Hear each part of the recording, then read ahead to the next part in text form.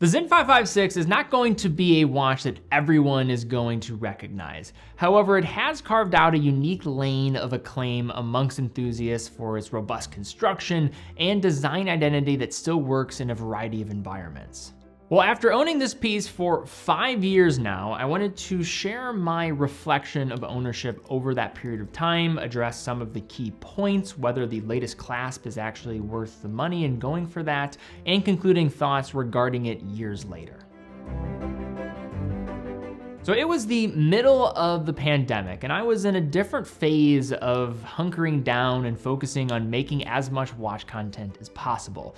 This was a period where I was mostly spending time reviewing watches from a variety of different brands, not ones in my own collection. And since I was experiencing so many watches during this stage, I halted a lot of my own collecting pursuits as I was trying to build the business during a very uncertain time. Although seldom, there were a couple of splashes of acquisitions I made around this period, one being the Sinn 556i. This model has been a mainstay on this channel and amongst specific subsets of watch enthusiasts, being an in-the-know tool-oriented watch, if there is such a thing, for under $2,000. Sinn was a brand in the early stages of my collecting that was a palate cleanser of sorts and bridged my interest to newfound understandings of my proclivities of appreciating contrasting genres in watch design. On one side, there was this understated elegance that I have just always enjoyed in watches, where appreciation comes through this discovery rather than being so forward when wearing it, it creates an abrupt announcement to everyone in the room. And it was brands like Sinn and others like Seiko with their dive watches, Tudor with some of their Submariners, and other brands of this style that really landed with me during this period of time. Over the years, I have owned several Sinn watches, my most documented one being the Sinn 104, as I just acquired it again last year after years without it, being the only watch that I have purchased twice in my life. And I can link to a video down below that shares the complete story behind that one. Yet until I acquired the 104 again, the Sinn piece I likely wore the most was this one, the Sinn 556i. Now I preferred the I compared to the versions like the IB or the Arabic dials because it felt more bold in its contrast of simple linear markings, all while evoking more of this aviation cockpit instrument. It was so remarkably simple, easy to read, and with its high gloss dial, I thought it had some surprising beauty despite the austere approach to the brand's aviation roots. What pushed me over the edge at the time was an impending price increase for this watch, which I'm glad I did given that these have only gone up since. Nevertheless, the 556i was the logical choice for a watch that could handle just about anything that I threw at it, all while still looking proper enough that it could find itself comfortable even if it did decide to be dressed up. The first step in the process of acquiring a 556 is determining the dial type. For those not privy, you have the Arabic numeral dials, which will come with designation of A in the reference nomenclature, the I, which refers to indices and can be obtained in a few dial colors, and the RS models with the red seconds hand. For me, the 556i was the way to go when it came to the 556, just because I think it represented the collection on the purest level. And I think if you find yourself liking the Arabics, the 856 collection starts to make sense as a better stretch pick, as long as you're okay with the larger case diameter of 40 millimeters as you get into those tegimented case treatments. The 556i is the simplest of the bunch by far, although it also doubles as the most striking in my opinion. The dial has a straightforward layout with just black and white colors on display. The Sinn logo is beneath the 12, opposing the automatic text above 6, with the Made in Germany mark residing on the inside of the bold linear markings showcasing minutes and hours. The hour markers contain lume as well as the hour and minute hands, which have blackened bases. With the tips being in white, it creates an impactful visual which enhances the legibility, guiding the eye to the ends of the hands, showing a clear indication of the time. The date resides at 3 o'clock, revealing a color-matched disc underneath, and the date position at 3 is my preference compared to some of the other takes on this, like the Arabic models, although the IB and Mother of Pearl with the no date might be better for some. Then there is the dial itself, executed in this high gloss effect. If I had to put into words why I like this so much, it is how this marries well with the opposing idea brought forth by the case with its satin finish leading into the shine. The color black serves this dial finish finish well, as if it was executed in another color, it might deviate too far into this lighthearted category where it would become an entirely different proposition altogether.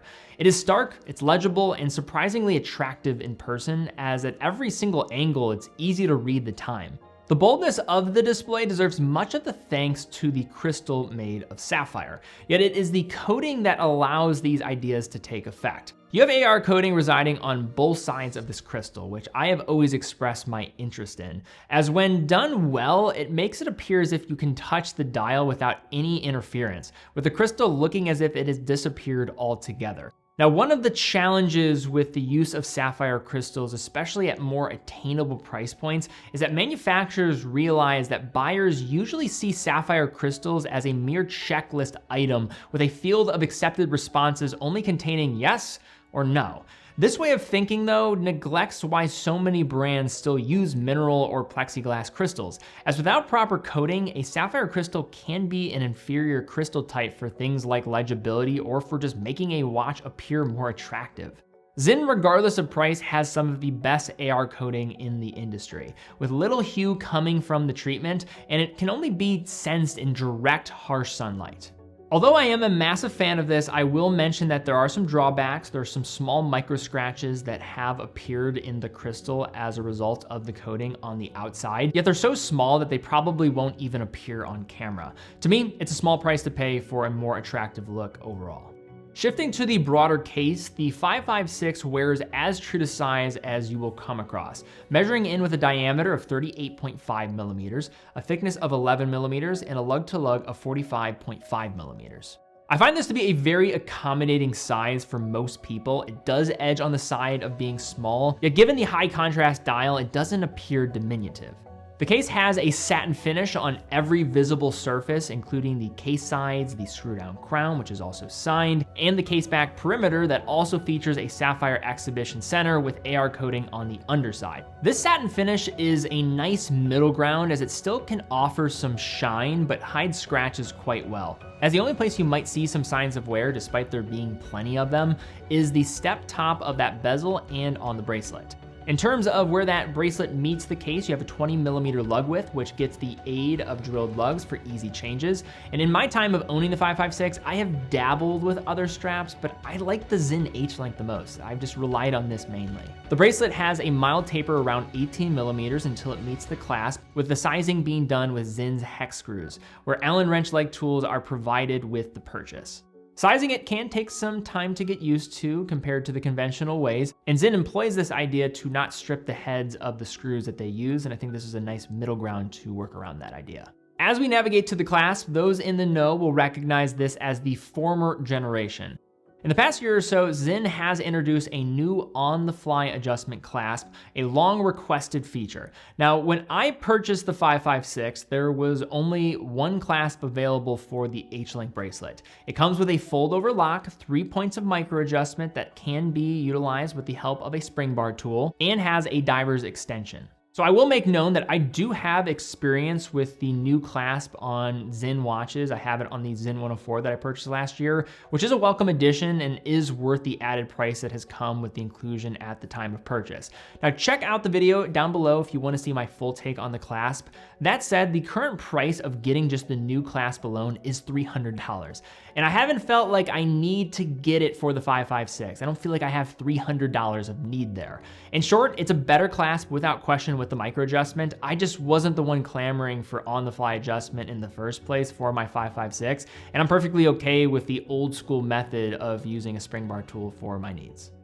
One other aspect of the 556 that I think is a huge reason for its popularity is the water resistance rating of 200 meters. Now the crown sealing and the threading are fantastic, being premium in their feel. This 200 meter number is absolutely overkill. However, I think Sinn has still delivered it in a compact package with a thickness that can still make some dress watches sweat. Whenever a brand is able to add water resistance without compromising wear, it is always an added benefit to enthusiasts and is one of the reasons why Sinn and other watches of the type like Alpinist from Seiko have these strong supporters. Transitioning to the back of the watch, we have a view of the SW200 on the inside. Now the SW200 is one of the most readily utilized movements in the watchmaking world. Nowadays, you will see it more than the ETA 2824 in new watches outside of the Swatch group, with Sellita becoming a household name, providing many notable brands in the industry as a result of the ease of regulation that comes with it, serviceability, and proven track record. It's absolutely not a world beater when it comes to the looks department, but Sinn has taken steps to enhance its appearance with the addition of that signature gold tone sign rotor, which it appears that Sinn is starting to move away from for select models. Further, this is a premium or top grade equivalent of the SW200, which comes with some added embellishments like blued screws. The movement contains 26 jewels, one more than that of the ETA 2824, has an Eticron regulator, and features hacking or stop seconds. The frequency of the movement is 28,800 vibrations per hour or 4 Hertz, and has a power reserve of 38 hours. The power reserve is far from exceptional, and I do recall there being some times where I saw this just sitting in the watch box and thought, yeah, I want to grab that today, but I saw it wasn't running, and you know what, I'm just in a hurry, I'm gonna grab something else instead because it wasn't running. That said, the movement has been nothing short of accurate and reliable for me in these 5 years. This is not chronometer certified, but mine anecdotally still runs exceptionally well within COSC parameters to this day. Further, the watch complies with the DIN 8309 standard for magnetism and the DIN standard 8310 for water resistance, with the DIN or DIN being the German equivalent to ISO, fulfilling further on the brand's reputation of robust capability. So looking back when I purchased the Sinn 556, my collection was a lot smaller than it is today. Therefore, its ability to thrive as one of the pieces in my daily rotation was high. In this period of collecting, I would wear watches like my Seiko divers. I had my Explorer 2 16570, the Black Bay 58 Blue, Hamilton Khaki Fields, and this Sinn 556. Of this crew of pieces, the Sinn was arguably the most boring. It was a 3-hand black and white watch from a brand with little recognition outside of watch nerds. Nevertheless, when it came time to grab a watch that could fit the mold of the day amongst this group, something was constantly firing in my brain that had me picking up the Sinn more often than you might suspect. The Sinn had little going for it as far as standing out, both in my collection and to others who would see me wear it. But that didn't stop me from grabbing it and enjoying it each time I decided to wear it. A theme I talk about when it comes to collecting is how watch purchases are not merely a logical pursuit, and making decisions solely based on rational thought doesn't always lead to what our intended end result is, which is having this enjoyment when it comes to watchmaking, as these types of emotions are not easy to measure. That said, watches like these remind me that it's more than just emotion that should be part of the purchasing journey. The Sinn 556, quite frankly, is boring at times. It's a safe watch, yet my appreciation for it has grown as a result of how much it makes plausible sense. When I'm looking at my watch box and think about the day ahead, I will quickly scan a list of questions through my mind to determine what watch is going to be the one to choose for the day. Some of these are emotional questions, others are more practical. In these practical circumstances, the Sinn 556 showed why it has continued to stay in my collection and win out in these levels of discussion, as there really isn't a day when it wouldn't make sense to wear it. But all right, guys, that's my take here on the Sinn 556. This is a strange watch in many ways because it's not going to wow you in certain circumstances. It's not something that you've never seen before, but as you start to get into the details, you recognize through its own utility and utilitarian approach, it actually does have a distinct look. There's not necessarily anything else like this exactly under $2,000. Maybe a Damasco and what they're presenting with some of their watches, which is another obscure type of take. I think Sinn is a more known idea around that concept. And then if you think about other comparisons like Longines maybe being above it with some of their Spirit series, or you look at Hamilton and the Khaki Field range below it, I do think that's a slightly different approach compared to something like the 556. And as much as there might be an emotional decision that comes with watch collecting, if you are trying to add something that just can be a great everyday type of wear, I think the 556 still remains as one of the best options under $2,000 in today's market. It's very easy to wear. I think it looks great. It works in every single environment. and I don't think it's a watch I'll ever get rid of. I really do appreciate it, despite having some watches that definitely fill a similar void now. I think it's just able to fill so many voids if you wanted to lean on it, and also not being at a price where you have to be so overly concerned about babying it all the time. But love to see some comments down below. Are you an owner of a 556? Have you considered one in the past? I know this is also a brand that you're not really able to see out in the wild. They don't have distribution where you can try one of these on in the United States. So I'd love to see some personal ownership stories going down below, because I think that's helpful for people that are maybe on the fence of considering one of these. But hopefully you guys enjoyed my take of talking about my journey with this watch. If you guys like these style of videos, I can absolutely do more of them. Just like to see a thumbs up, maybe some encouragement down below. I could share some more of these watches that are parts of my collection. In addition, check out teddybaldisser.com, full authorized dealer for all the brands that we carry. Every purchase from teddybaldisser.com comes with quick and fast fulfillment, dedicated customer support, and a full factory warranty for all the products that we offer.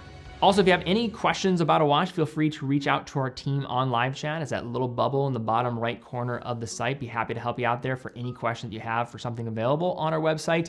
In addition, if you're in the Cleveland market and ever looking for a watch, please do stop in. Love to say hello to you, help you out with your new watch purchase. It's a great way to help support the content as well and allowing us to keep doing what we're doing here. And guys, we love what we do, so really would appreciate it. But guys, thank you again so much for watching. Be well.